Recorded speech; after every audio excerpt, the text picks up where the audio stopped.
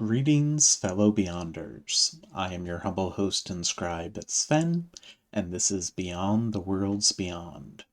The primary purpose of this series will be exploring the lore and story within these campaigns.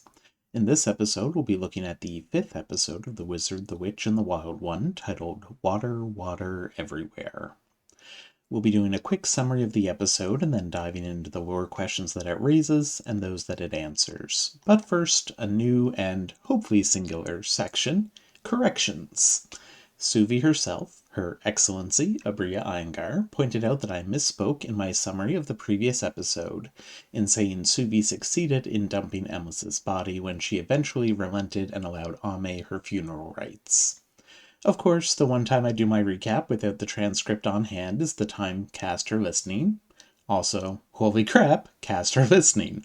For someone with a fin under 50 impressions on any one of these episodes, that's absolutely mind-blowing. So let that be a reminder not to slack, no matter how small your audience, because that count might still hold those whose opinion matters most on the topic at hand. Now, back to our regularly scheduled blathering. We begin where we left off with the party standing over the apparently murdered Finley, a broken window suggesting a path of exit for the culprit. But things don't quite add up.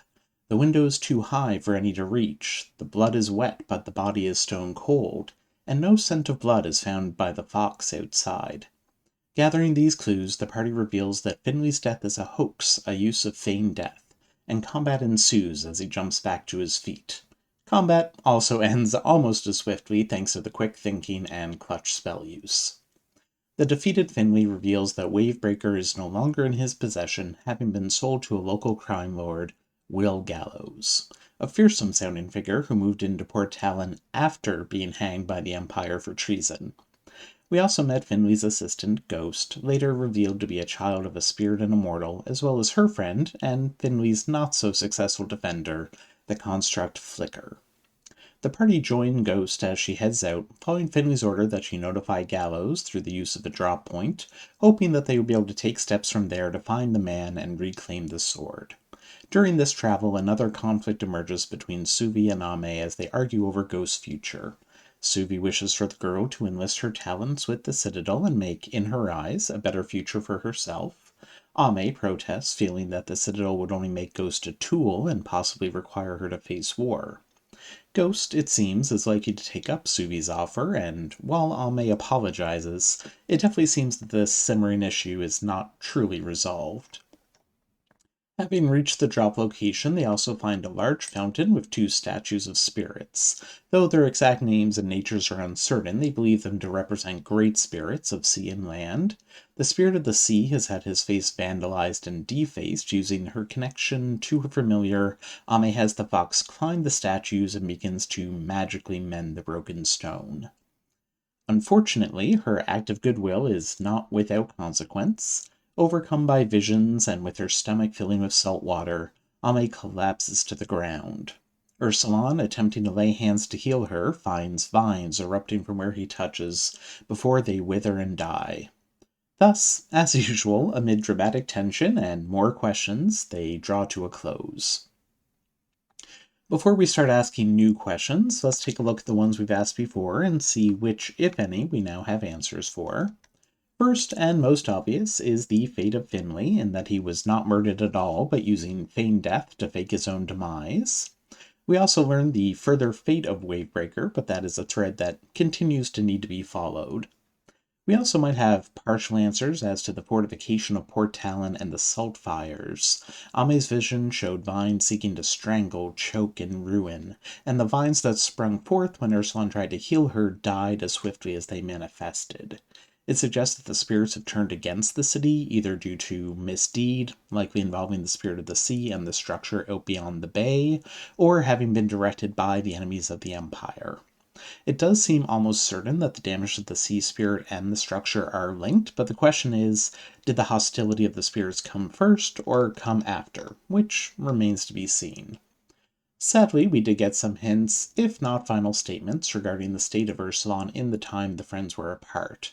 Selling or giving Wavebreaker, not knowing its significance, was one thing, but the fact that he did not think to reclaim the cloak lining he had been given by Suvi is another. Clearly, he was in very dire straits if he allowed such a thing to happen. I suspect there are some very dark things we have yet to learn about our good Wild One. I wouldn't say we have any answers as to the conflicts between our reunited friends, but we certainly see those tensions continuing and being more defined. Which leads us to our new questions. First and foremost, what will Ghost's fate be? Will she follow through on trying to join the Citadel? Will she succeed, or will Suvi's name be insufficient to even gain the notice of recruiters? If she does make it, will things be as bleak as Ame fears? Sadly, I doubt we'll get final answers to this anytime soon. Likely, if revisited at all within the campaign itself, it will be years before we know for sure. What we will likely know more immediately is the nature of Will Gallows. Was he truly hanged and returned from death? Was a hanging attempted but he escaped with his life? Or is it all tall tales to enhance his reputation and to better control others through fear? Finally, we've already started raising questions about the two great spirits earlier, but they bear repeating. Obviously, these spirits were once important to Port Talon, so I would love to learn and know their relationship with the city. Also, their relationship to the Queen of the Sea and the King of the Forest. I'll admit I forgot which sea and forest had which ruler at first and thought the statues might represent them. I suppose it is still possible what is something like perceived gender to spirits akin to gods, but it feels like they are somewhat lower on the hierarchy than Queen and King. Perhaps they are the children of these spirits, presumably not with each other, who ended up in love. I suspect we'll be finding out more in the upcoming episode, and I can't wait. Also, was the impact on Ame an intentional attack, a lashing out, or was it incidental from her connection to the spirit? That's all for this installment of Beyond the Worlds Beyond. As always, please feel free to throw your own questions and theories in the comments, as I love hearing what others latched onto. Also, please consider liking and subscribing if you have not already. If you want more Worlds Beyond Number content, you can also visit my Patreon, linked below, to find my appendix and timeline projects, all of which are free and publicly available. I've been your host, Sven, and thank you very much for listening. Farewell, for now, fellow Beyonders.